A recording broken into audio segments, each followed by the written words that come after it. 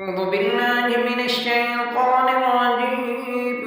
بسم الله الرحمن الرحيم. طاسين تلك آيات القرآن وكتاب مبين هدى وبشرى للمؤمنين الذين يقيمون الصلاة ويؤتون الزكاة وهم بالآخرة هم يوقنون.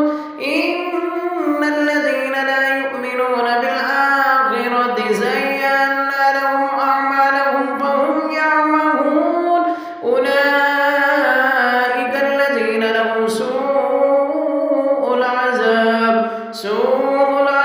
وهم في الآخرة هم الأخسرون. وإنك لتلقى القرآن من لدن حكيم عليم.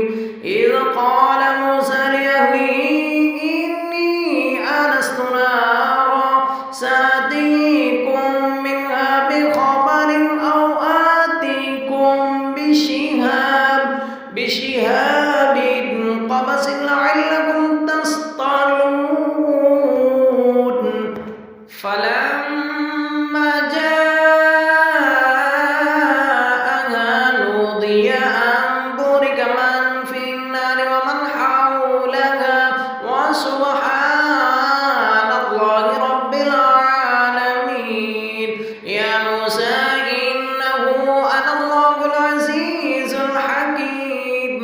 وألق عصاك فلما رآها تهتز كأنها جان ولا مدبرا ولم يعقب.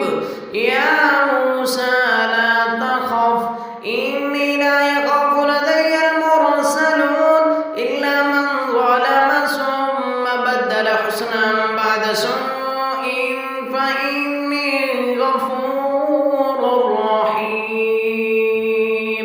وأدخل يدك في جيبك تخرج بيضاء من غير سوء في 9 آيات إلى فرعون وقومه إنهم كانوا قوما فاسقين. فلما جاءتهم آياتنا مبصرة قالوا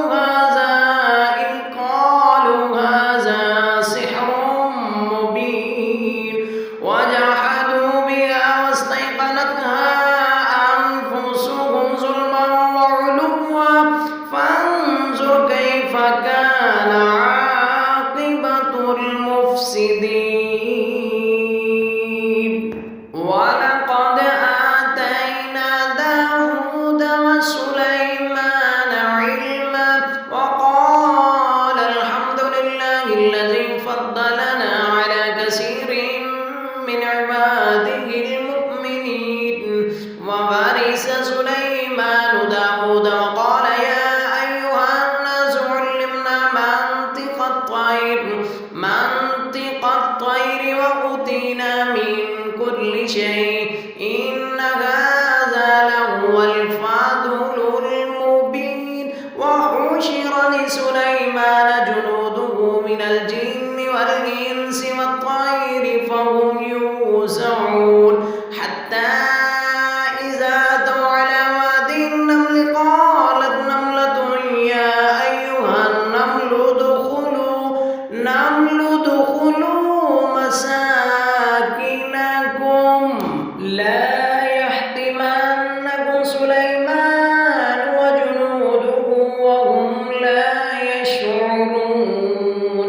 فتبسم ضاحكا من قولها وقال رب أوزعني أن أشكر نعمتك التي أنعمت علي وعلى والدي